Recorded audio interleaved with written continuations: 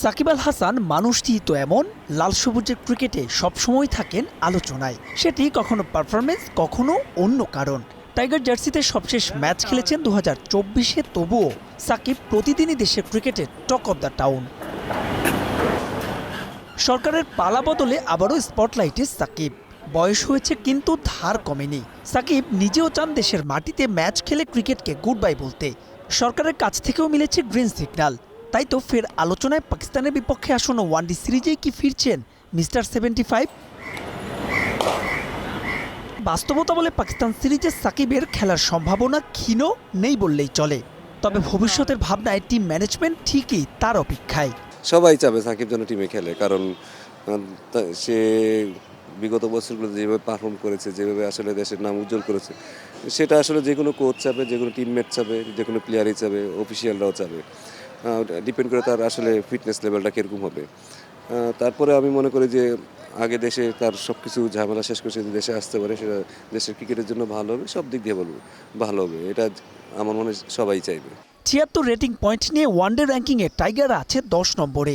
এখান থেকে ২০২৭ বিশ্বকাপ খেলতে হলে পাড়ি দিতে হবে বন্ধুর পথ।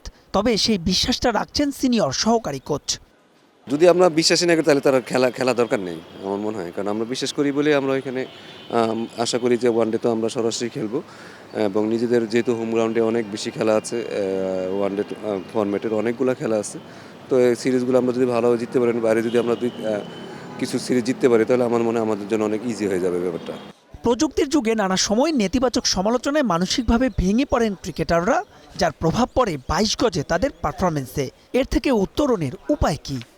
ভালো খেললে আপনাকে মানুষ মাথায় তুলবে, খারাপ খেললে আপনাকে নামাবে, বাট এটাকে হ্যান্ডেল করার জন্যই কিন্তু এখানে আপনি বাংলাদেশের বেস্ট 15টা প্লেয়ার, কারণ আপনি ওই সমালোচনা হ্যান্ডেল করতে পারবেন বলে আপনি এখানে আসেন। বাট আমার মনে হয় আমাদের শিক্ষা ব্যবস্থাটা যেটা হচ্ছে, যারা এইজ লেভেলে খেলে বা এইচপিতে খেলে, এই শিক্ষাটা যদি তারা আগে পেয়ে যেত না, তাদের আসলে এইখানে সেই সমস্যাটা হতো না।